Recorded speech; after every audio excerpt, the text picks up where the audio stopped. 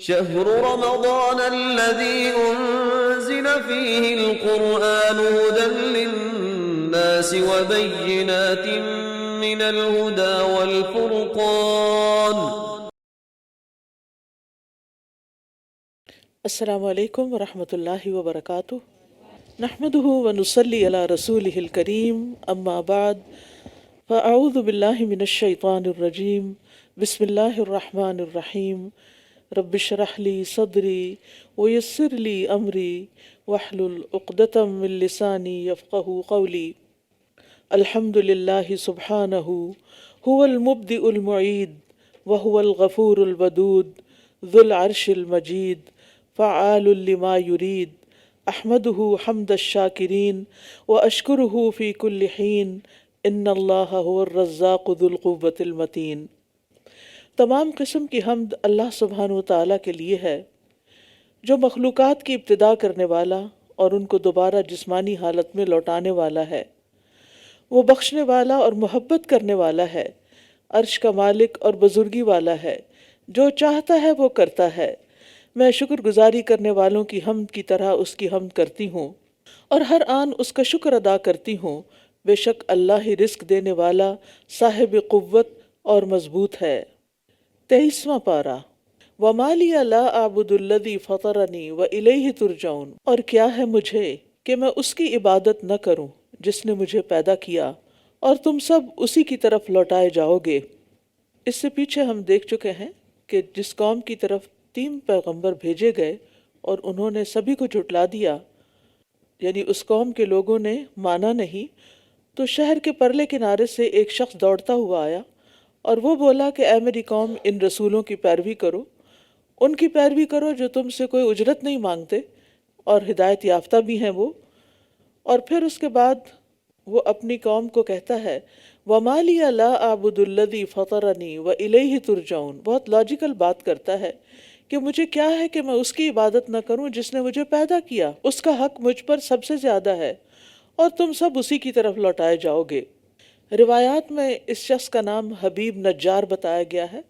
پیشے کے لحاظ سے یہ بڑھائی تھا اور دور پار کہیں رہتا تھا، لیکن اس نے جب دیکھا کہ قوم کے لوگ رسولوں کو تکلیف پہنچانے کے درپے ہیں، انہیں ختم کر دینے کے درپے ہیں، تو یہ جلدی سے وہاں پہنچا اور بڑے مؤثر انداز میں اپنی قوم کے لوگوں کو سمجھانے کی کوشش کی. اس شخص کا یہ عمل ہمارے لیے ایک بہترین نمونہ ہے. جب اسے یہ پتہ چل گیا کہ پیغمبر حق پر ہیں اور درست بات کر رہے ہیں، تو اس نے اس بات پر اکتفا نہیں کیا کہ اپنی جگہ بیٹھ کر اللہ اللہ کرتا رہے کہ میرا کام تو یہ کہ میں اپنی فکر کروں، بلکہ حق کی گواہی دینے کے لیے جتنی جلدی ہو سکا وہ دوڑتا ہوا پہنچا. وَجَاءَ مِنْ أَقْصَى الْمَدِينَةِ رَجُلٌ يَسْعَىٰ. یسعیٰ کا مطلب ہے دوڑتا ہوا، اور اس نے اپنی جان کی پرواہ نہیں کی اور قوم کو پوری طرح سمجھانے کی کوشش کی، اور پھر یا قومی کہہ کر خیرخواہی کا اظہار کیا، لیکن قوم نے اس کی بات نہ مانی.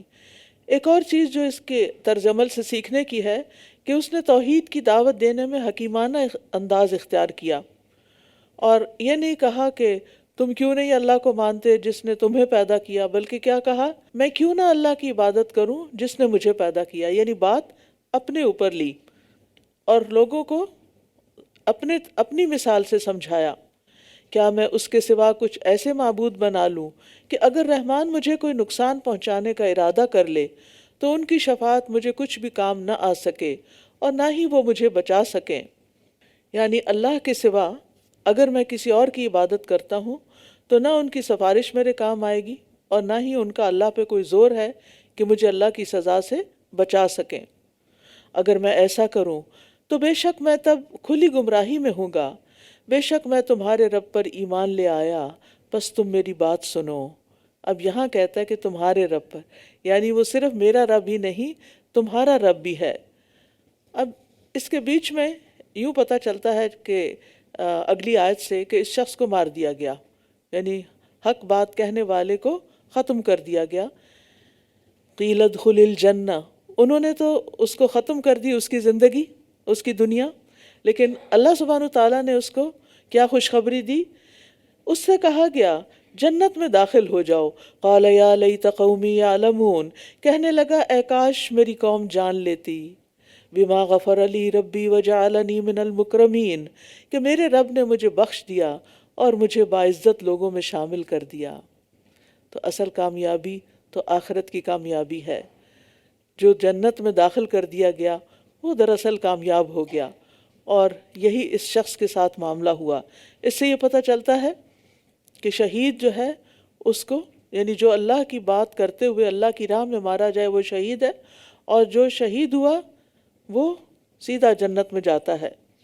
تو اس سے بھی اندازہ لگائیں کہ اس کو اندازہ تھا کہ میری قوم میری بات نہیں مانے گی اور شاید مجھے مار ڈالے، لیکن اس نے اپنی جان کی پرواہ نہیں کی، اور پھر بھی ان کی خیرخواہی کی، ان کو نصیحت کی، اور پھر مرنے کے بعد بھی خیرخواہی کی کہ کاش میری قوم کو پتہ چل جائے کہ میرے رب نے مجھے کس بات کی بنا پر بخش دیا۔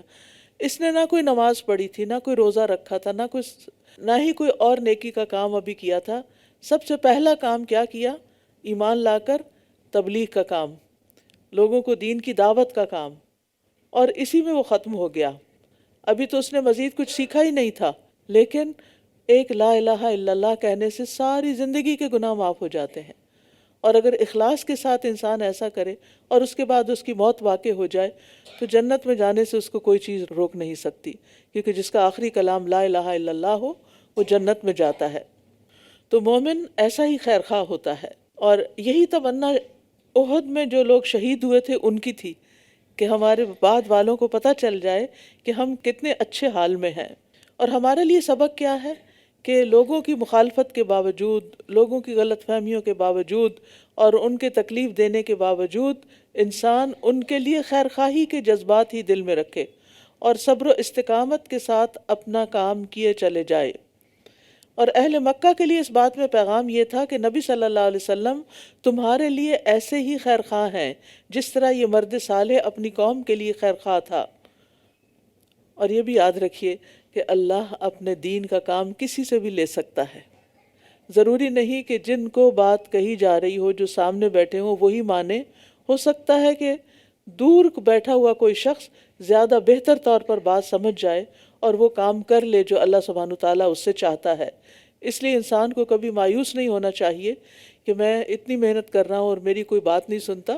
ہمیشہ اللہ سبحانہ تعالیٰ سے اچھی توقع رکھنی چاہیے اور اپنے اندر جھانکتے رہنا چاہیے کہ وہاں اخلاص کس درجے پر ہے۔ وَمَا أَنزَلْنَا عَلَىٰ قَوْمِهِ مِن بَعْدِهِ مِن جُندٍ مِّنَ السَّمَاءِ وَمَا كُنَّا مُنزِلِينَ، اور ہم نے اس کے بعد اس کی قوم پر آسمان سے کوئی لشکر نہ اتارا اور نہ ہی ہم اتارنے والے تھے۔ یعنی اللہ سبحانہ تعالیٰ کے نزدیک وہ قوم بہت بے وقت تھی، اس کے حقیر ہونے کا اظہار کیا جا رہا ہے کہ ان کو ہلاک کرنے کے لیے آسمان سے فرشتوں کا کوئی لشکر اتارنے کی ضرورت نہیں تھی۔ ان کانت الا صیحۃ واحدۃ فاذا هم خامدون، وہ تو بس ایک زور کی چنگھاڑ ہی تھی، یکا یک وہ سب بجھ کر رہ گئے۔ یعنی ہلاک کرنے کے لیے فرشتے کی چیخ ہی کافی تھی۔ ہائے افسوس بندوں پر، ان کے پاس جو بھی رسول آیا وہ اس کا مذاق ہی اڑاتے رہے، اور یہ ہر دور میں ہوتا رہا۔ جس نے بھی دین کا پیغام بتایا، سنایا، لوگوں نے اس کا مذاق ہی اڑایا۔ کیا انہوں نے دیکھا نہیں کہ ان سے پہلے کتنی ہی امتوں کو ہم نے ہلاک کر دیا، یقیناً وہ ان کی طرف لوٹ کر نہیں آئیں گے۔ یعنی مرنے کے بعد کوئی بھی دنیا میں واپس نہیں آ سکتا۔ بعض لوگوں کا یہ عقیدہ ہے نا آواگان کا، کہ اگر کوئی شخص اپنی پہلی زندگی میں اچھے کام کرتا ہے تو دوبارہ دنیا میں آتا ہے ایک اچھے روح کی شکل میں، اور اگر برے کام کرتا ہے تو بری صورت میں آتا ہے۔ اس کو عقیدہ تناسخ کہتے ہیں، لیکن مسلمان اس سے اگری نہیں کرتے۔ قیامت کے دن ہی سب دوبارہ اٹھائے جائیں گے، دنیا میں پلٹ پلٹ کے کوئی نہیں آتا۔ یعنی پچھلا جنم اور نیا جنم اور اگلا جنم، یہ ایک ہی جنم ہے مرنے کے بعد، اور وہ ہے قیامت کے دن۔ وَإِن كُلٌّ لَمَّا جَمِيعٌ لَدَيْنَا مُحْضَرُونَ، اور یہ سب کے سب ہمارے پاس حاضر کیے جائیں گے۔ وَآيَةٌ لَهُمُ الْأَرْضُ الْمَيْتَةُ، اور مردہ زمین ان کے لیے ایک نشانی ہے۔ ہم نے اسے زندہ کیا اور اس سے غلہ نکالا تو اس میں سے وہ کھاتے ہیں۔ یعنی بنجر اور بے آباد زمین بھی اللہ کی نشانیوں میں سے ایک نشانی ہے کہ کس طرح اس پر بارش برستی ہے تو وہ پھل پھول لاتی ہے اور اس سے غلہ پیدا ہوتا ہے جو کہ اکثر غذاؤں کا حصہ ہے۔ وجعلنا فیہا جنات من نخیل وعناب، اور ہم نے اس میں کھجوروں اور انگوروں کے باغات پیدا کیے اور اس میں کئی چشمے جاری کر دیے۔ یعنی یہاں دو پھلوں کا ذکر خاص طور پر ہے، انگور اور کھجور، کیونکہ عربوں کے ہاں زیادہ تر یہی دو پھل تھے جو وہاں اگتے تھے، اور عمومی طور پر بھی یہ دونوں پھل بہت ہی زیادہ نیوٹریشس ہیں اور ان میں بہت سے فائدے بھی ہیں۔ اور پھلوں سے پہلے غلے کا ذکر کیا گیا، کیونکہ غلہ جو ہے اسٹیپل فوڈ ہے۔ لِيَأْكُلُوا مِن ثَمَرِهِ وَمَا عَمِلَتْهُ أَيْدِيهِمْ أَفَلَا يَشْكُرُونَ، تاکہ وہ اس کے پھل کھائیں اور اس کو ان کے ہاتھوں نے نہیں بنایا، پھر کیوں وہ شکر ادا نہیں کرتے۔ یعنی غلے ہوں، باغات ہوں، چشمے ہوں، یہ کسی کی کوشش اور محنت سے پیدا نہیں ہوتے بلکہ اللہ تعالیٰ پیدا کرتا ہے۔ یعنی اگر اللہ پیدا نہ کرے تو کوئی اپنی محنت سے نہیں اگا سکتا۔ سبحان الذی خلق الازواج کلھا، پاک ہے وہ ذات جس نے سب کے سب جوڑے پیدا کیے، خواہ ان میں سے جو زمین اگاتی ہے اور خواہ ان کے اپنے نفسوں میں سے اور خواہ ان میں سے جنہیں وہ جانتے بھی نہیں۔ یہاں پر اللہ سبحانہ وتعالیٰ نے اپنی کچھ صفات کا ذکر کیا ہے، اپنے کچھ افعال کا ذکر کیا ہے، کہ اللہ سبحانہ وتعالیٰ تو وہ ہے جو یہ سارے کام کرتا ہے۔ جن کو یہ شریک بناتے ہیں اللہ کا، بتائیں انہوں نے کیا کیا ہے، انہوں نے کیا پیدا کیا، انہوں نے کیا تخلیق کیا۔ اور پھر خاص یہاں اللہ تعالیٰ کی نشانیوں میں سے ایک نشانی کہ اس نے ہر چیز کو جوڑا جوڑا بنایا، اور اس میں مرد اور عورت کے لیے تو جوڑا ہے ہی، ہر ایک دوسرے کے لیے زوج یا سپاؤز ہوتا ہے۔ اس کے علاوہ حیوانات میں بھی یہ چیز ہے، حتیٰ کہ نباتات کے اندر، اور یہ کہا جاتا ہے کہ ہر چیز کے اندر جوڑا ہے۔ سورۃ زاریات میں آتا ہے وَمِن كُلِّ شَيْءٍ خَلَقْنَا زَوْجَيْنِ لَعَلَّكُمْ تَذَكَّرُونَ، اور ہر چیز سے ہم نے دو قسمیں بنائی تاکہ تم نصیحت حاصل کرو۔ تو نباتات کے اندر جیسے پودوں میں مثلا کھجور اور انار کے درخت جو ہیں یہ نر بھی ہوتے ہیں اور مادہ بھی ہوتے ہیں۔ جب پھل لگنے کا موسم ہوتا ہے تو پھر ہوائیں نر درختوں کا بیج اٹھا کر پولینیشن کرتی ہیں، مادہ درختوں کے اوپر ڈالتی ہیں، اور اس طرح چیزیں پیدا ہوتی ہیں۔ اسی طرح جامد اشیاء میں بھی، جمادات کے اندر بھی مثبت اور منفی چیزیں ہوتی ہیں، حتیٰ کہ ایٹم کے اندر بھی آپ دیکھیں کہ پازیٹیو نیگیٹو ہوتا ہے۔ اور اسی طرح بعض اوقات ایک دوسرے کے مخالف چیز کا بھی جوڑا ہوتا ہے، جیسے دھوپ اور سایہ، رات اور دن، اور اسی طرح روشنی اور اندھیرا۔ یہ سلسلہ بہت وسیع ہے، یہاں تک ریسرچ ہو چکی ہے کہ پانی کے اندر بھی یہ چیز پائی جاتی ہے، لیکن تنہا صرف ایک ہی ذات ہے جس کا کوئی جوڑا نہیں، اور وہ ہے اللہ رب العزت کی ذات۔ اور رات بھی ان کے لیے ایک نشانی ہے، جس سے ہم دن کو کھینچ لیتے ہیں تو یکا یک یہ اندھیرے میں رہ جاتے ہیں، اور سورج اپنے ٹھکانے کی طرف چل رہا ہے۔ یہ اندازہ ہے بہت زبردست خوب علم والے کا، یعنی سورج اپنے وقت یا جگہ کی طرف چلا جا رہا ہے، اور اس کے چلنے اور ٹھہر جانے کا وقت بھی مقرر ہے۔ جب اللہ نے حکم دیا وہ چل پڑا، اور جب اللہ تعالیٰ اس کو حکم دے گا وہ ٹھہر جائے گا، اور اس کے ٹھہرنے کی جگہ بھی مقرر کی ہے۔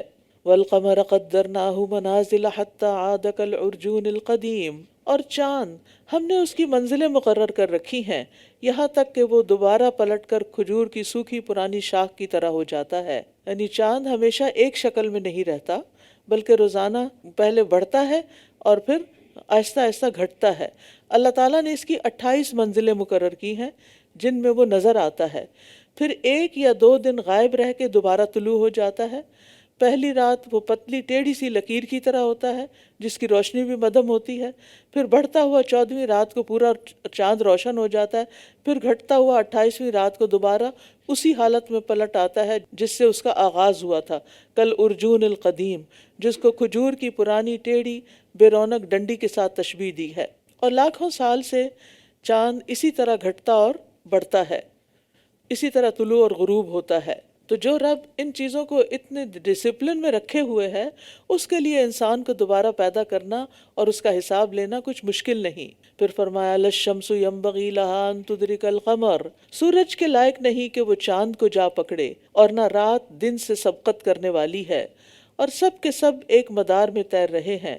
یہ اللہ کی قدرت پر چوتھی دلیل ہے، یعنی چاند کی روشنی کے ظہور کا وقت رات ہے۔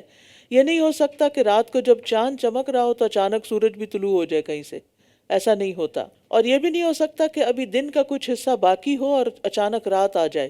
تو ان نشانیوں کا مقصد یہ نہیں کہ کوئی خاص فلکیات کے علوم سکھانا ہے انسان کو، بلکہ انسان کو یہ سمجھایا جا رہا ہے کہ تم جدھر بھی آنکھ کھول کے دیکھو گے وہیں اللہ کی کوئی نہ کوئی نشانی نظر آئے گی جو تمہیں اللہ تعالیٰ کی پہچان کراتی ہے۔ اور خاص طور پر نظام شمسی جو ہے وہ ایک بہت بڑی نشانی ہے، اور اس کا مرکز جو ہے سورج ہے، جو ہماری زمین سے تقریباً 3 لاکھ گنا بڑا ہے۔ یعنی سورج کا حجم جو ہے 3 لاکھ ٹائم ہماری زمینیں بنائیں تو پھر وہ بنے گا۔ اور اسی طرح کہتے ہیں کہ سب سے جو دور کا سیارہ ہے نیپچون، اس کا فاصلہ سورج سے کم از کم 2,79,30,00,000 میل ہے۔ تو اس سے آپ اندازہ لگائیں کہ صرف ہمارا سولر سسٹم جو ہے اس کے اندر جو سیارے ہیں وہ کتنے دور دور پڑے ہوئے ہیں، اور پھر یہ تو بالکل ایک ڈاٹ کی طرح ہے پورے اس سسٹم، بلکہ نظر بھی نہیں آتا۔ اور باقی جو اللہ تعالیٰ نے مخلوقات بنائی ہیں اس سے اللہ تعالیٰ کی عظمت کا اظہار ہوتا ہے۔ اور کہتے ہیں کہ جس کہکشاں میں ہمارا یہ نظام شمسی سولر سسٹم شامل ہے اس میں تقریباً 3,000 ملین آفتاب یعنی سورج پائے جاتے ہیں، یعنی 3 ارب سورج۔ یعنی جس گیلیکسی کا حصہ ہے ہمارا سولر سسٹم، یہ صرف ایک سورج ہے، ایسے 3 ارب سورج پائے جاتے ہیں اور بھی صرف اس ایک گیلیکسی کے اندر۔ اور پھر آپ دیکھیے کہ گیلیکسیز کے بھی کلسٹرز ہیں، اور پھر مزید ان کے آگے اللہ ہی بہتر جانتا ہے۔ وما یعلم جنود ربک الا ھو، انسانوں کی نگاہ تو وہاں تک پہنچ ہی نہیں سکتی۔ یہ چھوٹی سی مثال ہے اللہ کی عظمت کو محسوس کرنے کی، کہ اللہ سبحانہ وتعالیٰ کتنا بڑا رب ہے، یعنی وہ خود کتنا بڑا ہوگا جس نے اتنی بڑی کائنات بنائی ہے جو ساری کی ساری اس کی تسبیح کر رہی ہے۔ وَآیَةٌ لَّهُمْ أَنَّا حَمَلْنَا ذُرِّيَّتَهُمْ فِي الْفُلْكِ الْمَشْحُونِ، اور ان کے لیے ایک نشانی یہ ہے کہ بے شک ہم نے ان کی نسل کو بھری ہوئی کشتی میں سوار کیا، اور ہم نے ان کے لیے اس جیسی اور چیزیں پیدا کی جن پر یہ سوار ہوتے ہیں، یعنی کشتی کی طرح اور سواریاں بھی ہیں، یعنی جیسے اونٹ صحرا کا جہاز کہلاتا ہے، اسی طرح کار اور ٹرین اور جہاز اور یہ ساری چیزیں جو ہیں جو سواری کے کام آتی ہیں۔ اور پیچھے ہم پڑھ چکے ہیں کہ اللہ تعالیٰ وہ کچھ پیدا کرے گا جو تم جانتے بھی نہیں، اور اگر ہم چاہیں تو انہیں غرق کر دیں، پھر نہ کوئی ان کے لیے فریاد رس ہو اور نہ ہی یہ بچائے جا سکیں، مگر ہماری طرف سے رحمت اور ایک مدت تک فائدہ پہنچانا ہے۔ یعنی اللہ سبحانہ وتعالیٰ کا احسان ہے کہ اس نے پانی کے اندر یہ صلاحیت پیدا کی کہ وہ کشتی، اس کے اوپر کشتی چل سکے، بحری جہاز چل سکے، اور پھر کس طرح اللہ تعالیٰ حفاظت کے ساتھ لوگوں کو ساحل تک پہنچا دیتا ہے اتنے بڑے بڑے سمندروں سے گزار کر۔ اور جہاز کو بھی، اگر ہوائی جہاز کو بھی دیکھا جائے تو وہ بھی ایک کشتی ہی کی طرح ہے کہ جو ہوا پہ تیرتا ہوا ایک جگہ سے دوسری ڈیسٹینیشن پہ جا پہنچتا ہے۔ وَإِذَا قِيلَ لَهُمُ اتَّقُوا مَا بَيْنَ أَيْدِيكُمْ وَمَا خَلْفَكُمْ، اور جب انہیں کہا جاتا ہے کہ ڈرو اس عذاب سے جو تمہارے سامنے ہے اور جو تمہارے پیچھے ہے، شاید کہ تم رحم کیے جاؤ۔ یعنی اگر تم اس عذاب سے ڈرو گے تو پھر کیا ہوگا؟ اللہ کی رحمت آئے گی۔ یعنی اللہ کا ڈر اللہ کی رحمت لاتی ہے، اور اللہ کا ڈر کیا ہے کہ اللہ تعالیٰ کہیں عذاب نہ دے دے۔ اور ان کے پاس ان کے رب کی نشانیوں میں سے کوئی نشانی نہیں آتی مگر وہ اس سے اعراض کرنے والے ہوتے ہیں، یعنی نشانیاں دیکھتے ہیں اور ان سے کوئی سبق نہیں لیتے، ان سے کچھ سیکھتے نہیں۔ تو ضرورت اس بات کی ہے کہ ان نشانیوں کو ہم صرف ایک انفارمیشن کے طور پر نہ لیں بلکہ ان سے سبق حاصل کریں۔ وَإِذَا قِيلَ لَهُمْ أَنفِقُوا مِمَّا رَزَقَكُمُ اللَّهُ، اور جب ان سے کہا جاتا ہے کہ اس میں سے خرچ کرو جو اللہ نے تمہیں رزق دیا، تو وہ لوگ جنہوں نے کفر کیا ایمان والوں سے کہتے ہیں کیا ہم اسے کھلائیں جس کو اگر اللہ چاہتا تو خود کھلا دیتا، تم تو محض کھلی گمراہی میں مبتلا ہو۔ یعنی جب ان سے کہا جاتا کہ اللہ نے تمہیں جو کچھ دیا ہے اس میں سے فقراء اور مساکین کو بھی دو، تو یہ کہتے ہیں اگر اللہ چاہتا تو خود ہی انہیں کھلا دیتا، ہم کیوں کھلائیں؟ اگر اللہ نے ان کو دینے کا ارادہ نہیں کیا تو ہم کیوں دیں؟ یعنی آپ سوچیں کام نہ کرنے کے کیسے کیسے بہانے لوگ تراش لیتے ہیں، اور الٹا وہ مسلمانوں کو گمراہ کہہ رہے تھے، ان انتم الا فی ضلال مبین، تم غلط کر رہے ہو، یعنی نیکی کا کام کرنے والوں کو غلط کہا جا رہا ہے۔ وَيَقُولُونَ مَتَىٰ هَٰذَا الْوَعْدُ إِن كُنتُمْ صَادِقِينَ، اور یہ کہتے ہیں اگر تم سچے ہو تو بتاؤ یہ وعدہ کب پورا ہوگا، یعنی قیامت کے آنے کا۔ ما ينظرون الا صيحة واحدة، یہ تو بس ایک چنگھاڑ کا انتظار کر رہے ہیں، وہ انہیں اس حال میں آ پکڑے گی کہ یہ جھگڑ رہے ہوں گے۔ اور ایک چنگھاڑ یا چیخ سے مراد اسرافیل کا پہلی دفعہ سور پھونکنا ہے، یعنی قیامت بھی صرف ایک چیخ سے قائم ہو جائے گی۔ اس سے اللہ تعالیٰ کی قوت کا اندازہ لگائیں اور اس قوت کا جو اس نے بندوں کو عطا کی ہے۔ تو ایک ہی چیخ سے سب لوگ بے ہوش ہو کے مر جائیں گے، اور لوگ آپس میں تجارتی بحث مباحثے کر رہے ہوں گے کہ اتنے میں ایک چیخ سنائی دے گی اور اس شدت کی آواز کے ساتھ وہ ختم ہو جائیں گے۔ پھر نہ تو یہ کوئی وصیت کر سکیں گے اور نہ ہی اپنے گھر والوں کی طرف لوٹ کر جا سکیں گے۔ اچانک موت جو ہوتی ہے اس میں انسان کوئی وصیت نہیں کر سکتا، کسی کو کچھ بتا نہیں سکتا، تو قیامت اچانک آئے گی۔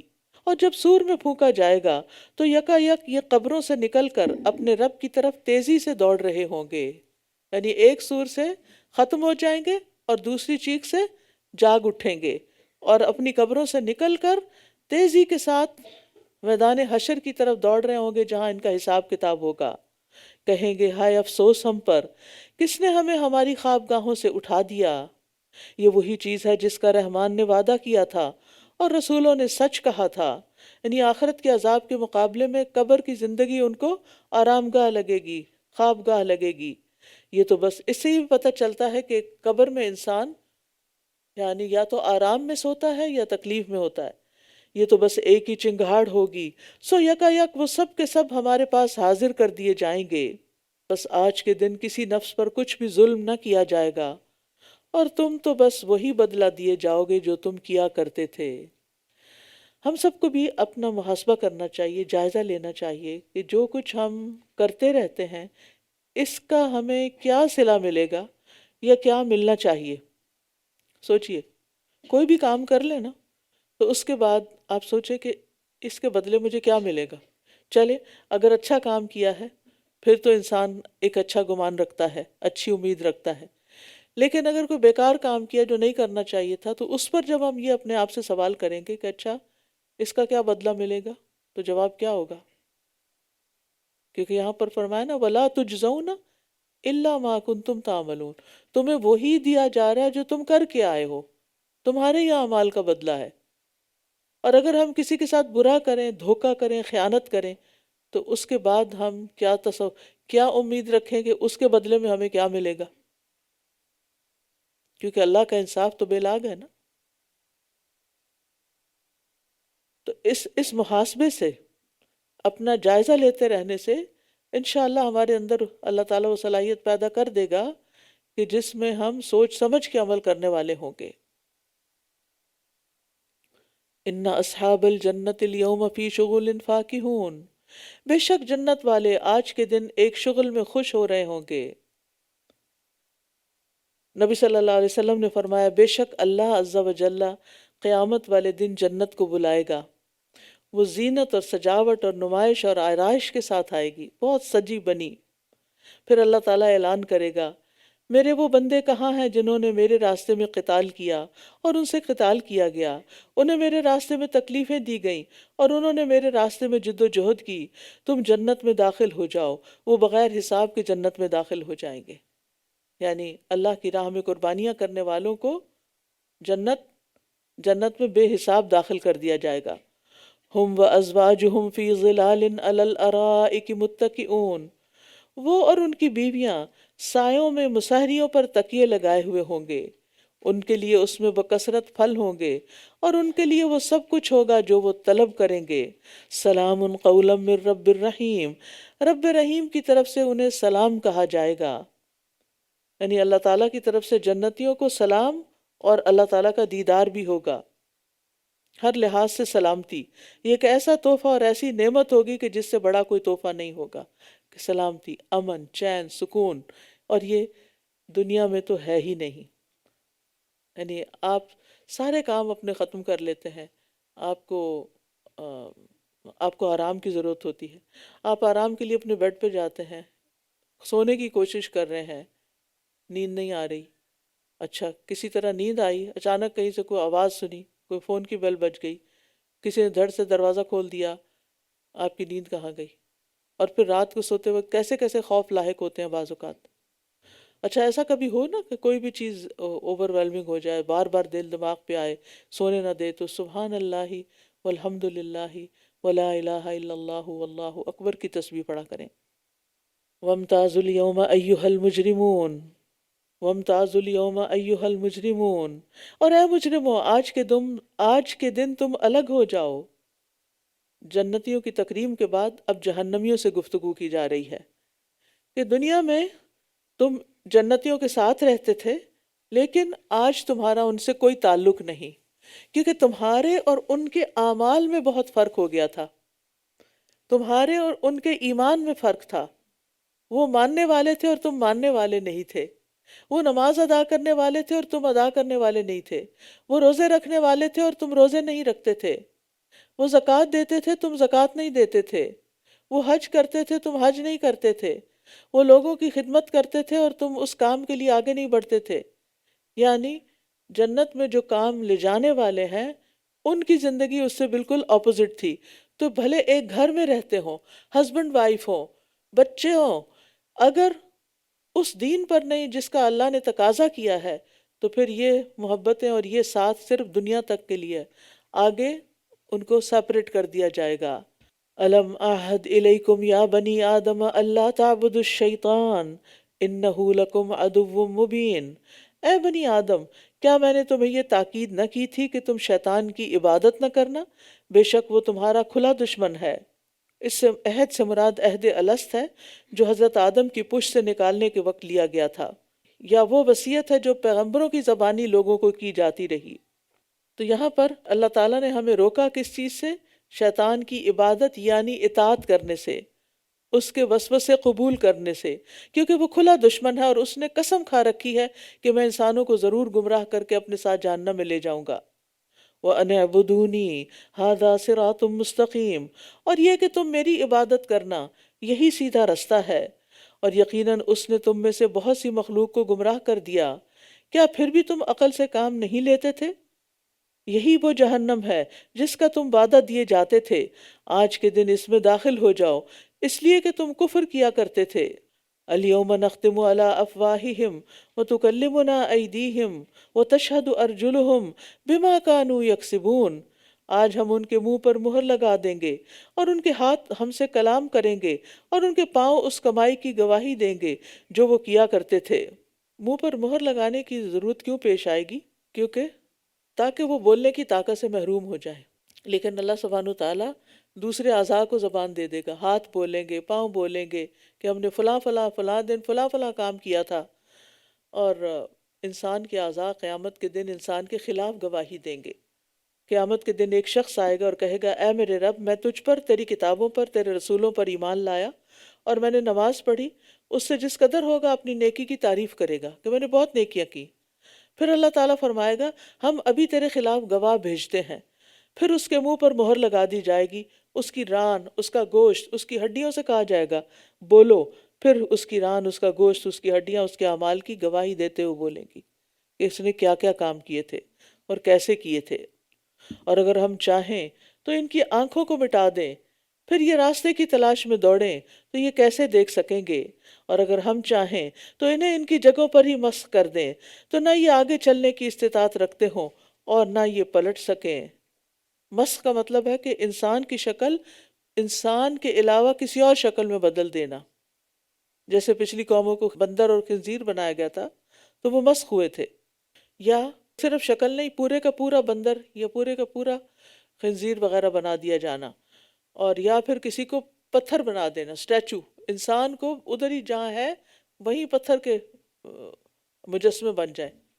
وَمَن نُعَمِّرْهُ نُنَكِّسْهُ فِي الْخَلْقِ أَفَلَا يَعْقِلُونَ، اور جسے ہم لمبی عمر دیتے ہیں اسے ہم ساخت میں الٹا کر دیتے ہیں، کیا پھر بھی یہ عقل سے کام نہیں لیتے؟ یعنی جوانی سے بڑھاپے تک کا سفر کیسے آتا ہے کہ آہستہ آہستہ ایک ایک دن کر کے گزرتا جاتا ہے اور انسان کے اندر کمزوری واقع ہونے لگتی ہے، ناتوانی واقع ہونے لگتی ہے، انسان کے جسم کے اعضاء پوری طرح فنکشن نہیں کرتے کیونکہ جسم کے اندر وہ قوت نہیں جاری ہوتی غذائی جو جانی چاہیے۔ نتیجہ کیا ہوتا ہے کہ انسان ایسی ایسی بیماریوں میں گھر جاتا ہے کہ جس کا اس نے کبھی سوچا بھی نہیں ہوتا، تو بڑھاپے میں پھر انسان بچہ بن جاتا ہے۔ دوسروں کا محتاج ہو جاتا ہے، بات بات پہ رونے لگتا ہے، ناراض ہونے لگتا ہے۔ وما علمناہ الشعر وما ينبغی لہ، اور ہم نے اسے شعر نہیں سکھایا اور نہ ہی یہ اسے زیب دیتا ہے، یہ تو بس ایک نصیحت اور واضح قرآن ہے تاکہ وہ اسے خبردار کر دے جو زندہ ہو، اور کافروں پر عذاب کی بات ثابت ہو جائے۔ یعنی جسے اللہ نے سوچنے سمجھنے کی صلاحیتیں دے رکھی ہیں، صرف وہی بصیرت رکھتا ہے اور وہی صحیح معنوں میں فالو کرے گا۔ جو اس کے برعکس زندگی بسر کر رہا ہے تو اس کو اس سے کوئی فائدہ نہیں ہوگا۔ اولم یروا انا خلقنا لهم مما عملت ایدینا انعاما فہم لہا مالکون، کیا بھلا انہوں نے دیکھا نہیں کہ بے شک ہم نے ان چیزوں میں سے جنہیں ہمارے ہاتھوں نے بنایا ان کے لیے مویشی پیدا کیے جن کے وہ مالک بنے ہوئے ہیں۔ یہاں سے پھر توحید اور اس کے بعد آخرت کے دلائل کا بیان ہے۔ ویسے تو اللہ سبحانہ تعالیٰ نے ہر چیز کو پیدا کیا، تو یہاں خاص طور پر اپنے ہاتھوں سے بنانے کی بات کی تاکہ کسی اور کی شراکت کی بات ہی نہ ہو۔ مثلا ہم کہتے ہیں نا کہ میں نے بنایا، اور ایک کہتے ہیں میں نے اپنے ہاتھوں سے بنایا، ان دو باتوں میں فرق ہے، بہت بڑا فرق ہے۔ میں نے اپنے ہاتھوں سے بنایا یعنی میں نے ہی بنایا، کسی اور نے نہیں بنایا، اور ہم نے انہیں ان کے لیے مطیع کر دیا، تو ان میں سے کچھ ان کی سواریاں ہیں اور ان میں سے کچھ کو یہ کھاتے ہیں۔ یعنی اللہ نے چوپایوں کو انسانوں کے قابو میں بس میں کیا تاکہ انسان ان سے فائدہ اٹھا سکیں۔ اگر یہ دوسرے جنگلی جانوروں کی طرح ہوتے تو انسان ان سے وحشت کھاتا، ان کے قریب بھی نہ جاتا، کہاں یہ کہ مالک بنتے۔ کوئی اپنے گھر میں شیر کیوں پالے گا؟ اور ان کے لیے ان میں بہت سے فائدے اور پینے کی چیزیں ہیں، کیا پھر بھی یہ شکر ادا نہیں کرتے؟ یعنی سواری اور گوشت کے علاوہ بھی ان سے بہت سے فائدے حاصل ہوتے ہیں۔ ان کی کھال، چربی، سینگ، بال، آنتیں، ان سے چیزیں بنتی ہیں مختلف، پھر ان سے کھیتی باڑی کی جاتی ہے، ان کی گوبر کی کھاد بنتی ہے، جلانے کے کام آتا ہے۔ اور اس کے علاوہ بھی انسان کو بہت سی پینے کی چیزیں یعنی بائی پروڈکٹ جو دودھ کے ہیں وہ حاصل ہوتے ہیں۔ دودھ سے پھر دہی اور لسی اور مکھن اور پنیر اور حلوے۔ اور انہوں نے اللہ کے سوا کئی معبود بنا رکھے ہیں تاکہ وہ مدد کیے جائیں۔ یہ ان کی مدد کی استطاعت نہیں رکھتے بلکہ یہ خود ان کے لیے حاضر کیے گئے لشکر ہیں، یعنی خود انہیں خدمت کرنی پڑتی ہے ان کی۔ بس ان کی بات آپ کو غمگین نہ کرے، ہم خوب جانتے ہیں جو کچھ یہ چھپاتے ہیں اور جو کچھ یہ ظاہر کرتے ہیں۔ کیا بھلا انسان نے دیکھا نہیں کہ ہم نے اسے ایک نطفے سے پیدا کیا تو یکا یک وہ کھلم کھلا جھگڑالو ہے، جس نے پیدا کیا اسی کے خلاف باتیں کرنے لگ گیا ہے۔ اور اس نے ہمارے لیے ایک مثال بیان کی اور اپنی پیدائش کو بھول گیا، کہنے لگا ان ہڈیوں کو کون زندہ کرے گا جب کہ وہ بوسیدہ ہو چکی ہوں گی۔ آپ کہہ دیجئے انہیں وہی زندہ کرے گا جس نے انہیں پہلی بار پیدا کیا تھا، اور وہ ہر طرح کا پیدا کرنا خوب جانتا ہے۔ وہی جس نے تمہارے لیے سرسبز درخت سے آگ پیدا کی، پھر یکا یک تم اس سے آگ سلگا لیتے ہو۔ کہتے ہیں کہ عرب میں دو درخت ہیں، مرخ اور غفار نام کا یا غفار نام کا، ان کی لکڑیاں اگر آپس میں ایک دوسرے کے اوپر ماری جائیں تو اس میں سے آگ نکلتی ہے، تو اس لیے سبز درخت سے آگ نکلی۔ ویسے تو چکماک بھی ہوتا ہے نا، پتھر پہ پتھر مارنے سے بھی آگ نکلتی۔ پہلے زمانے میں ماچس کی فیکٹریز تو نہیں ہوتی تھی۔ کیا بھلا وہ جس نے آسمانوں اور زمین کو پیدا کیا اس پر قادر نہیں کہ وہ ان کی مانند پیدا کر دے؟ کیوں نہیں، بلکہ وہ سب کچھ پیدا کرنے والا، خوب جاننے والا ہے۔ بس بے شک اس کا حکم تو بس یہ ہے کہ جب وہ کسی چیز کا ارادہ کرتا ہے تو اس سے کہتا ہے کہ ہو جا، تو وہ ہو جاتی ہے۔ فَسُبْحَانَ الَّذِي بِيَدِهِ مَلَكُوتُ كُلِّ شَيْءٍ وَإِلَيْهِ تُرْجَعُونَ، بس پاک ہے وہ جس کے ہاتھ میں ہر چیز کی بادشاہت ہے اور اسی کی طرف تم سب لوٹائے جاؤ گے۔ ہم سب کی واپسی اسی کی طرف ہے۔ سورۃ الصافات۔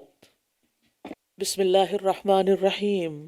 قسم ہے صف باندھنے والے فرشتوں کی قطار در قطار۔ کلام کرنے سے پہلے قسم کھائی گئی۔ یہ قسم عموماً تاکید کے لیے ہوتی ہے۔ جب سامنے والا کسی بات کا انکار کرے، منکر ہو، تو اس کو سمجھانے کے لیے، اس کو اچھی طرح بتانے کے لیے قسم کھا کے بات کی جاتی ہے۔ بعض اوقات کسی بات کی عظمت اور اہمیت واضح کرنے کے لیے بھی قسم کھائی جاتی ہے۔ تو قرآن مجید کی اکثر قسمیں جو ہیں ان کو اگر دیکھا جائے تو یوں معلوم ہوتا ہے کہ وہ عموماً اس بات کی دلیل ہوتی ہیں جو قسم کے بعد بیان ہو رہی ہوتی ہے۔ تو یہاں صافات یعنی صفیں باندھنے والوں کی قسم کھائی گئی۔ اکثر مفسرین اس سے مراد فرشتے لیتے ہیں۔ فرشتے اپنے رب کے پاس صفوں میں کھڑے ہوتے ہیں۔ نبی صلی اللہ علیہ وسلم نے فرمایا، کیا تم اس طرح صفیں نہیں بناتے جس طرح فرشتے اپنے رب کے پاس صفیں بناتے ہیں؟ پورے ڈسپلن میں کھڑے ہوتے ہیں۔ ہم نے کہا اللہ کے رسول، فرشتے اپنے رب کے پاس کس طرح صفیں بناتے ہیں؟ آپ نے فرمایا وہ پہلی صفیں مکمل کرتے ہیں اور صف میں چونا گچ ہو کے کھڑے ہوتے ہیں، بالکل ساتھ جڑ کے۔ آج کل خواتین بھی ماشاءاللہ خوب مساجد میں تراویح پڑھنے جاتی ہیں، لیکن صف بنانے کا نہیں پتہ۔ جب نماز پڑھنے کا شوق ہے تو پھر صف بھی بنائیں، کیونکہ صف نماز کا حصہ ہے۔ اگر آپ سب کو چھوڑ کے کسی کونے میں الگ پڑھ رہے ہیں، یا دو صفیں چھوڑ کے تیسری جگہ پہ صف بنا لی ہے، کہیں جہاں دل چاہے کھڑے ہو گئے، تو اس سے پھر نماز میں خلل آتا ہے، ہو سکتا ہے نماز ہی نہ ہو۔ تو اس لیے میک شور کہ جب جماعت کھڑی ہو تو کہیں بھی خلا ہو تو فوراً اس کو بھرنے کی کوشش کریں، کندھے سے کندھا ملا ہوا ہو، ٹخنے سے ٹخنا ملا ہو۔ خواتین کے لیے ٹخنے ملانا جسم عموماً بھاری ہوتے ہیں، مشکل ہوتی ہے، یا مختلف وجوہات کی بنا پر، تو ایسی صورت میں ایٹ لیسٹ اپنا کندھا تو ملائیں کہ جس میں گیپ نہ ہو دوسرے کے ساتھ۔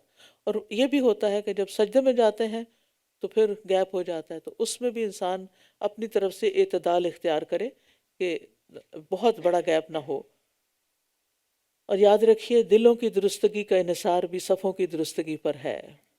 رسول اللہ صلی اللہ علیہ وسلم صفوں کے درمیان ایک طرف سے دوسری طرف کو چلتے جاتے، صحابی کہتے ہیں آپ ہمارے سینوں اور کندھوں پر ہاتھ پھیرتے اور فرماتے آگے پیچھے نہ ہو، یعنی برابر کھڑے ہو، ورنہ تمہارے دلوں میں بھی اختلاف ہو جائے گا۔ یعنی اگر تم اس طرح کھڑے ہوئے آگے پیچھے ہو کے، کوئی آگے یا کوئی پیچھے، سب برابر نہیں، تو پھر دل بھی جدا ہو جائیں گے۔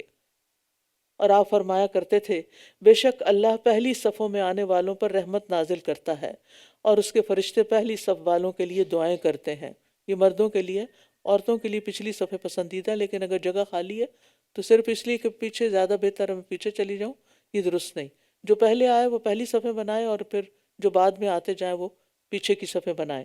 فَالزَّاجِرَاتِ زَجْرًا فَالتَّالِيَاتِ ذِكْرًا إِنَّ إِلَٰهَكُمْ لَوَاحِدٌ، پھر ڈانٹنے والوں کی سخت ڈانٹنا، پھر ذکر کی تلاوت کرنے والوں کی قسم، بے شک تمہارا معبود ایک ہی ہے۔ یعنی ان فرشتوں کی قسم کھائی جا رہی ہے جن کی ڈانٹ معمولی نہیں، ایسی زبردست ہوتی ہے کہ کوئی ان کے سامنے دم نہیں مار سکتا۔ مثلا موت کے فرشتے، اخرجوا انفسکم، ڈانٹ کے کہتے نکالو اپنی جان، کیونکہ روح جو ہے وہ اندر گھوم رہی ہوتی ہے۔ اور اسی طرح جب قوموں پر عذاب لے کر آتے ہیں، وہ فرشتے جو ہے مختلف کاموں پر معمور ہیں، اور مثلا بادلوں پہ معمور ہیں اور انہیں ہانکتے ہیں، چلاتے ہیں۔ پہاڑوں پر معمور فرشتہ جو ہے، پھر اسی طرح قیامت کے دن بھی جب لوگ قبروں سے نکل کر زمین کے اوپر ہوں گے تو اس وقت بھی صرف ایک ہی ڈانٹ ہوگی، وَإِنَّمَا هِيَ زَجْرَةٌ وَاحِدَةٌ، اور یہ فرشتوں کی ہی ہوگی۔ اور پھر اسی طرح دلوں میں نیکی کا خیال ڈالنے والے بھی فرشتے ہیں، فَالتَّالِيَاتِ ذِكْرًا، ایک اور جگہ پر آتا ہے فَالْمُلْقِيَاتِ ذِكْرًا۔ یہ سب فرشتے گواہ ہیں کس بات کے؟ ان الہکم لواحد، کہ تمہارا الہ، تمہارا رب بس ایک ہی الہ ہے۔ اگر ایک سے زیادہ معبود ہوتے تو کائنات قائم ہی نہیں رہ سکتی تھی۔ آسمانوں اور زمین کا اور ان دونوں کے درمیان کی چیزوں کا رب ہے، اور مشرقوں کا رب بھی۔ بے شک ہم نے آسمان دنیا کو ستاروں کی زینت سے مزین کیا، اور ہر سرکش شیطان سے حفاظت کے لیے وہ عالم بالا کے فرشتوں کی باتوں کو کان لگا کر نہیں سن سکتے، بلکہ ہر طرف سے ان پر شہاب پھینکے جاتے ہیں۔ ملائے اعلیٰ سے مراد فرشتوں کی وہ مجلس ہے جو بہت اوپر ہے، اور جو اللہ تعالیٰ کے احکام کی تنفیذ یعنی اس کو نافذ کرنے کے لیے آپس میں گفتگو کرتے ہیں کہ آئندہ فلاں کام کب اور کیسے کرنا ہے۔ یہ ملائے اعلیٰ ہیں، یعنی براہ راست جو اوپر سے احکامات لیتے ہیں اور پھر آپس میں ڈسکس کر کے پھر کاموں پہ آ جاتے ہیں۔ اور اسی طرح ان کو یعنی سرکش شیاطین سے باتیں محفوظ رکھنے کا بھی زبردست انتظام کیا گیا ستاروں کے ذریعے، بھگانے کے لیے، اور دحوراً یعنی شیطانوں کو بھگانے کے لیے، اور ان کے لیے دائمی عذاب ہے۔ مگر جو اچانک کوئی بات اچک کر لے جائے تو ایک چمکتا ہوا شعلہ اس کا پیچھا کرتا ہے۔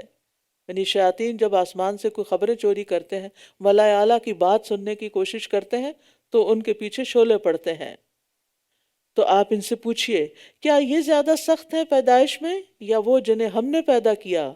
بے شک ہم نے انہیں چپکنے والی مٹی سے پیدا کیا. یعنی اتنی بڑی بڑی مخلوقات کے رب کے لیے دوبارہ انسانوں کو پیدا کرنا کچھ مشکل نہیں. بلکہ آپ نے تعجب کیا اور یہ لوگ مذاق اڑاتے ہیں، اور جب یہ نصیحت کیے جاتے ہیں تو یہ نصیحت قبول نہیں کرتے، اور جب یہ کوئی نشانی دیکھتے ہیں تو خوب مذاق اڑاتے ہیں اور کہتے ہیں کہ یہ تو بس کھلم کھلا ایک جادو ہے. یعنی دلائل سے لاجواب ہونے والوں کا رویہ یہی ہوتا ہے کہ جب ان سے دلیل کے مقابلے میں دلیل نہیں سوچتی انہیں تو وہ مذاق اڑانا شروع کر دیتے ہیں. کیا جب ہم مر جائیں گے اور مٹی اور ہڈیاں ہو جائیں گے تو کیا واقعی ہم ضرور دوبارہ اٹھائے جائیں گے؟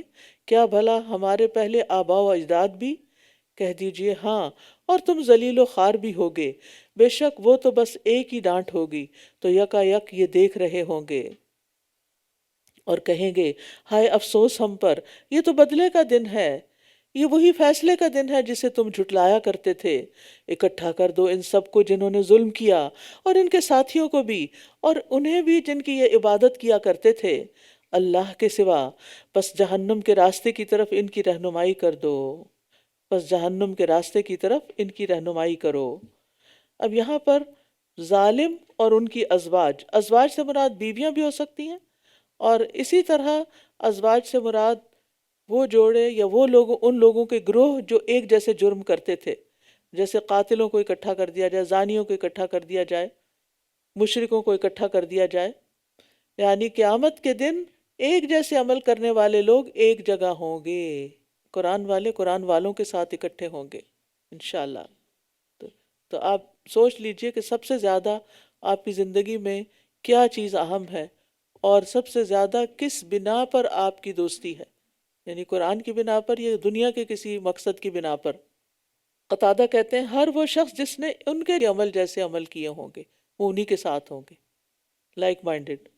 وقفوہم انہم مسئولون، اور انہیں ٹھہراؤ بے شک یہ باز پرس کیے جائیں گے، یعنی پلسرات کے پاس ان سے پوچھا جائے گا ان کے تمام اقوال اور افعال کے بارے میں. ما لکم لا تناصرون، تمہیں کیا ہو گیا ہے کہ تم ایک دوسرے کی مدد نہیں کرتے، بلکہ آج یہ سب فرما بردار بنے ہوئے ہیں اور یہ ایک دوسرے کی طرف متوجہ ہو کر آپس میں سوال جواب کریں گے.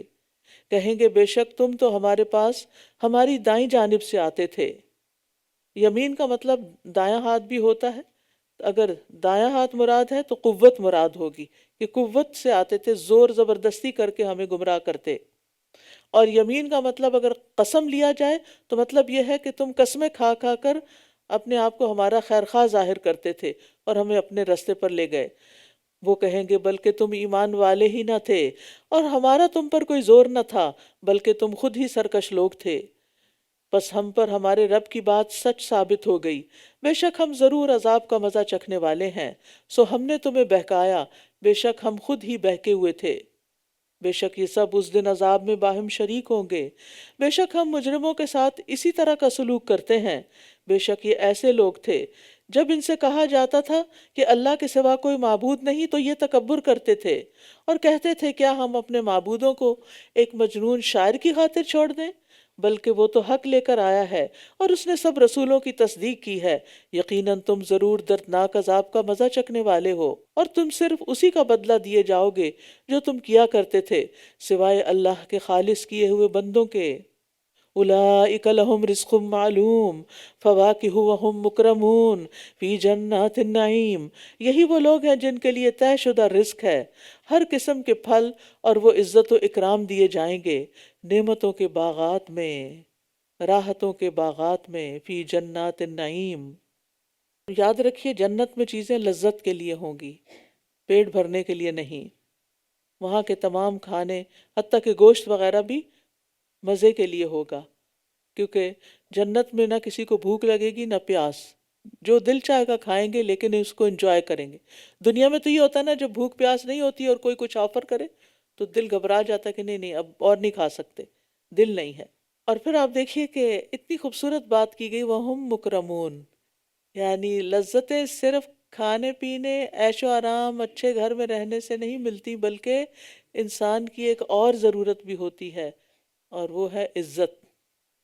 مثلاً اگر ایک خاتون کسی ایسے گھر میں بیاہی گئی جہاں دنیا کی ہر نعمت ہے لیکن اس بچی کی عزت نہیں، تو اس کو کوئی چیز اچھی نہیں لگے گی، اور ہو سکتا ہے وہ سارے مال و دولت چھوڑ کے واپس چلی جائے، کیونکہ اس کو کوئی عزت دینے والا نہیں، اس کی کوئی قدر کرنے والا نہیں۔ جنت کا مزہ کس چیز میں ہے کہ وہاں باقی نعمتیں تو ہوں گی ہی، ساتھ عزت بھی ہوگی، وَهُمْ مُكْرَمُونَ۔ اور جنت کے کھانوں کا تو کیا ہی کہنا۔ عتبہ بن عبد سلمی کہتے ہیں میں رسول اللہ صلی اللہ علیہ وسلم کے ساتھ بیٹھا ہوا تھا، ایک اعرابی آیا تو اس نے کہا اللہ کے رسول، میں نے آپ کو جنت کے ببول نامی درخت کا تذکرہ کرتے ہوئے سنا ہے، میرا خیال ہے کہ وہ تو ہمارے ہاں سب سے زیادہ کانٹوں والا درخت ہے۔ رسول اللہ صلی اللہ علیہ وسلم نے فرمایا جنت میں اس درخت کے ہر کانٹے کے بدلے خصی بکرے کے خصیے کی طرح کی ایک چیز پیدا ہوگی، اس میں 70 رنگ کے کھانے ہوں گے، یعنی ایک ایک کانٹے کی جگہ، اور ہر ایک کا رنگ دوسرے کے رنگ سے مختلف ہوگا، ہر کھانا ڈیفرنٹ کلر کا ہوگا۔ اس سے آپ اندازہ لگائیں کہ پھر جنت کیسی جگہ ہوگی۔ جنت میں بڑے بڑے پھل بھی ہوں گے، اور انگور کے ایک دانے کی جو موٹائی ہوگی اتنی زیادہ ہوگی کہ اس سے اگر رس نچوڑا جائے تو ڈول بھر جائے۔ تختوں پر آمنے سامنے بیٹھے ہوں گے، ان پر جاری چشمے سے بھرا ہوا شراب کا ساغر پھرایا جائے گا، یعنی وہاں کسی کے دل میں ایک دوسرے سے کوئی حسد، بغض، عداوت نہیں ہوگی، کیونکہ جس سے کوئی نفرت ہوتی ہے یا ناراضگی ہوتی ہے انسان اس کی طرف دیکھتا نہیں۔ جنت میں لوگ ایک دوسرے سے منہ موڑ کے نہیں بیٹھے ہوں گے، پیٹھ پھیر کے نہیں بیٹھے ہوں گے، بلکہ آمنے سامنے ہوں گے۔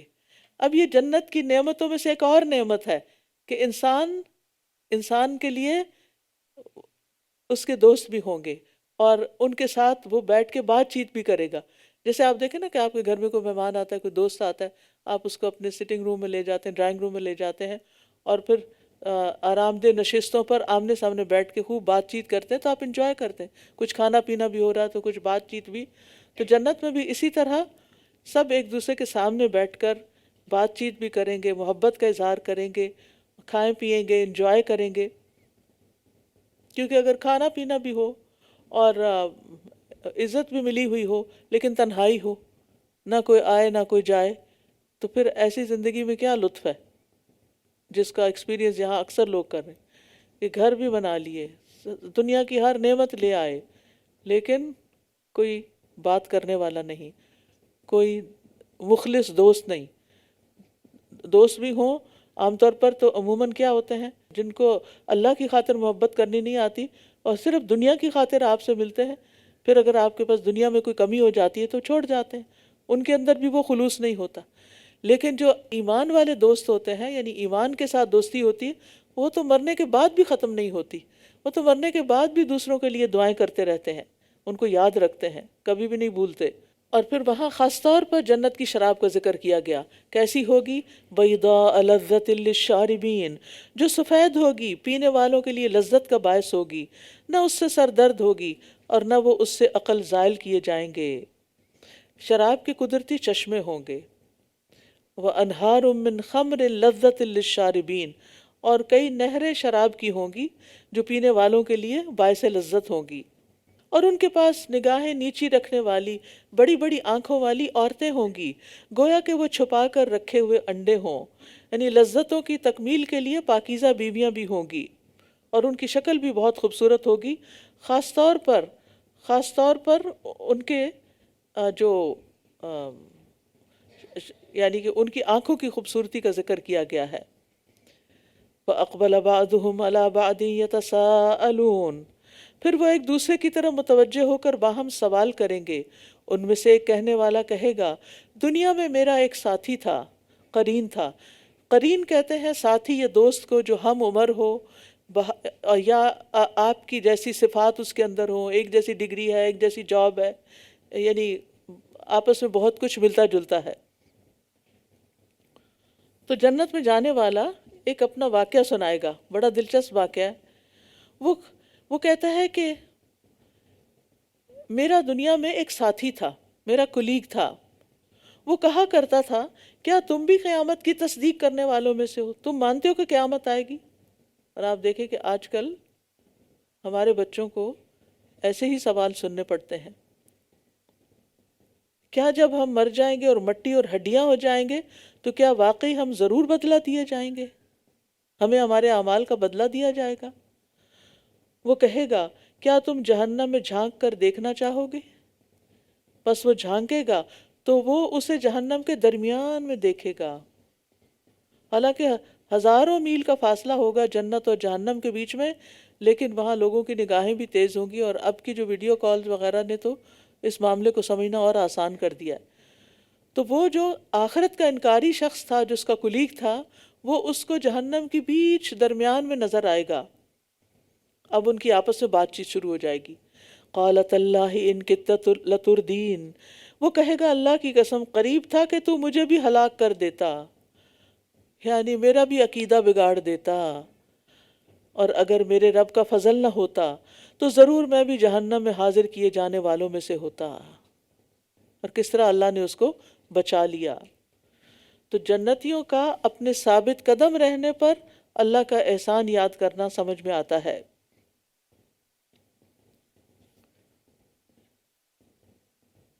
اور پھر وہ اپنی جنت کی نعمتوں پر خوش ہوگا۔ تو یاد رکھیے کہ بری دوستی کے نتائج بھی برے ہوتے ہیں، اور انسان اپنے دوست کے دین پر ہوتا ہے اور اپنے ہی سرکل سے انفلوئنس ہو جاتا ہے، جن لوگوں کے اندر وہ اٹھتا بیٹھتا ہے۔ اب پھر اسے کہے گا افما نحن بمیتین، کیا بھلا ہم کبھی مرنے والے نہیں؟ یعنی اب اس کے بعد موت نہیں، جنت میں جانے والوں کو بھی اور جہنم میں جانے والوں کو بھی، سوائے ہماری پہلی موت کے، اور ہم عذاب دیے جانے والے بھی نہیں۔ ان ھذا لہو الفوز العظیم لمثل ھذا فلیعمل العاملون، یقیناً یہ بہت بڑی کامیابی ہے، ایسی کامیابی کے لیے عمل کرنے والوں کو عمل کرنا چاہیے۔ اذالک خیر نزلا ام شجرۃ الزقوم، کیا یہ مہمانی بہتر ہے یا تھور کا درخت، زقوم کا درخت؟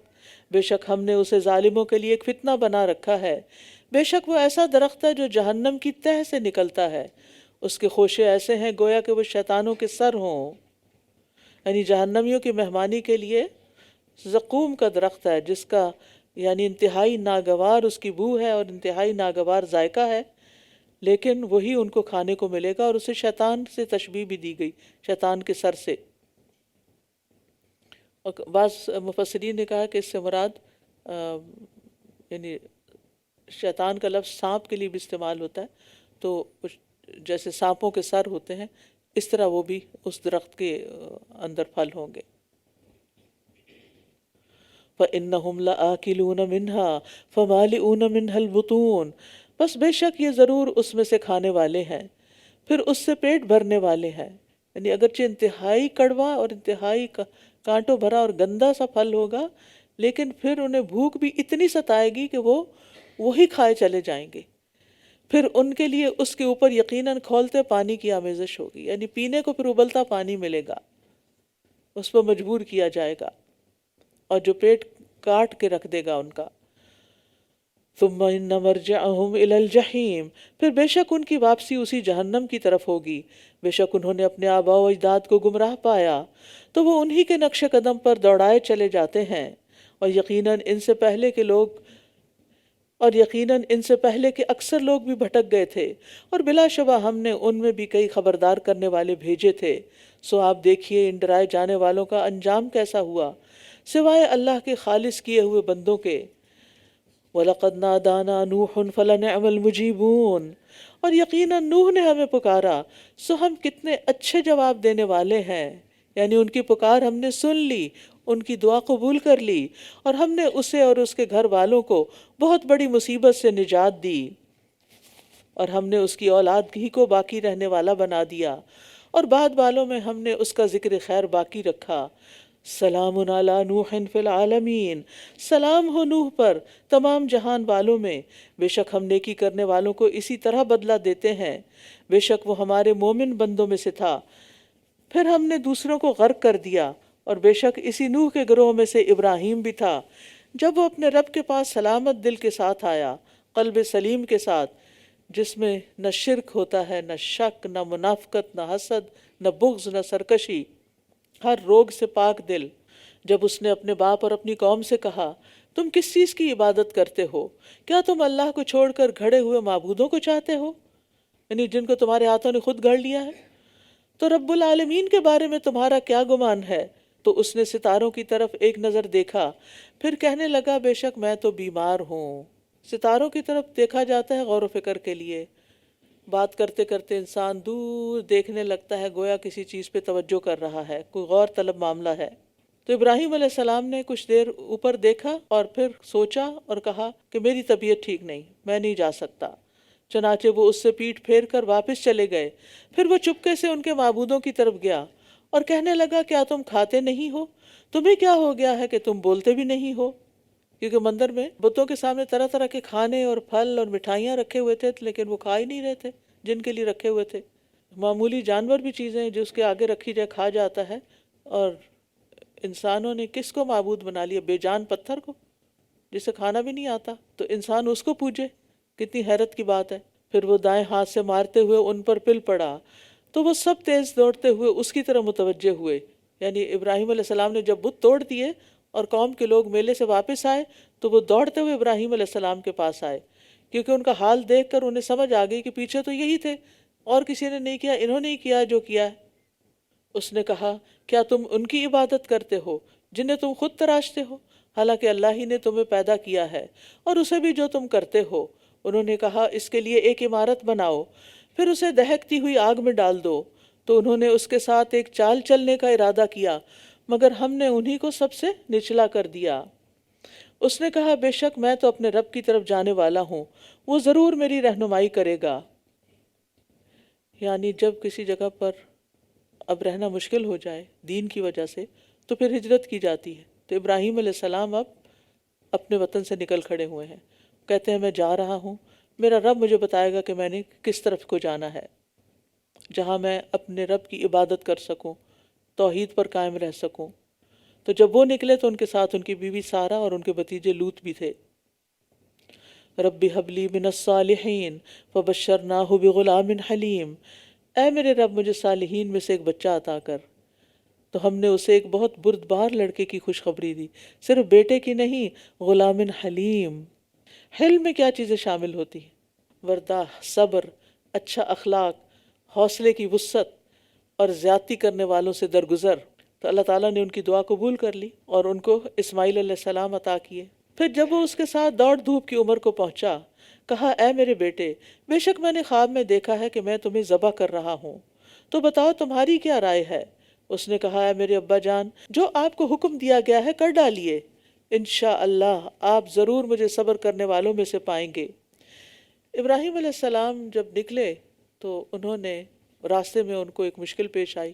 ایک بادشاہ نے، جو کہ ہر مسافر کے ساتھ اگر کوئی اس کی بیوی ہوتی یا کوئی خوبصورت ہوتی تو اس کو پکڑ لیتا اور اس کے ساتھ برائی کرتا، تو حضرت سارہ اور حضرت ابراہیم بھی اس مشکل کا شکار ہوئے، لیکن اللہ سبحانہ وتعالیٰ نے حضرت سارہ کو بچا دیا، اور واپسی پر پھر ان کو اس بادشاہ نے ایک کنیز دی جس کا نام ہاجر تھا۔ ان کو لا کر انہوں نے یعنی اپنے ساتھ فلسطین لے گئے، لیکن دونوں بیویوں کا اکٹھے رہنا مشکل تھا، تو اللہ کے حکم سے حضرت ہاجر کو حضرت ابراہیم مکہ لے گئے۔ اسماعیل علیہ السلام پہلے پیدا ہو چکے تھے، وہاں جا کر اسماعیل علیہ السلام اور ان کی والدہ رہنے لگے، اور پھر اکثر وقتاً فوقتاً وہ وہاں جا کر ان کی خبر گیری بھی کرتے تھے۔ یہ کہا جاتا ہے، بعض روایات میں آتا ہے کہ ان کو براق دیا جاتا تھا جس سے وہ بہت تیزی کے ساتھ وہاں جا کر واپس آ جاتے تھے۔ اللہ عالم۔ اب جب اسماعیل علیہ السلام کچھ بڑے ہوئے، دوڑ دھوپ کی عمر کو پہنچے، تو ان سے کہتے ہیں کہ میں نے خواب میں دیکھا کہ میں تمہیں ذبح کر رہا ہوں، بتاؤ کہ تم کیا چاہتے ہو؟ تو بیٹے نے کہا کہ آپ مجھے صابرین میں سے پائیں گے۔ آپ کو معلوم ہے کہ ابراہیم علیہ السلام کو اولاد بہت بڑھاپے میں ملی تھی اور بہت عزیز بھی تھی، لیکن اللہ نے پھر ٹیسٹ کر لیا، پھر امتحان لیا۔ ایک نیا امتحان تھا کہ جب وہ بچہ اس قابل ہوا کہ باپ کا ہاتھ بٹا سکے اور کچھ کام کاج کر سکے، اور جو بڑی دعاؤں اور آرزوؤں کے بعد ملا تھا، تو اس کو ذبح کرنے کا خواب دیکھا، اور انبیاء کے خواب وہی ہوتے ہیں، اس لیے انہوں نے اللہ کا حکم سمجھ کر اس پر عمل کرنے میں انہیں کوئی تردد نہیں ہوا۔ تو انہوں نے کہا کہ میں پیارے بیٹے، میں خواب میں دیکھتا ہوں کہ میں تجھے ذبح کر رہا ہوں، تم کیا کہتے ہو؟ بیٹا بھی انتہائی صابر تھا، کس باپ کا بیٹا تھا؟ تو اس نے کہا کہ جو اللہ تعالیٰ چاہتا وہ کر لیجئے۔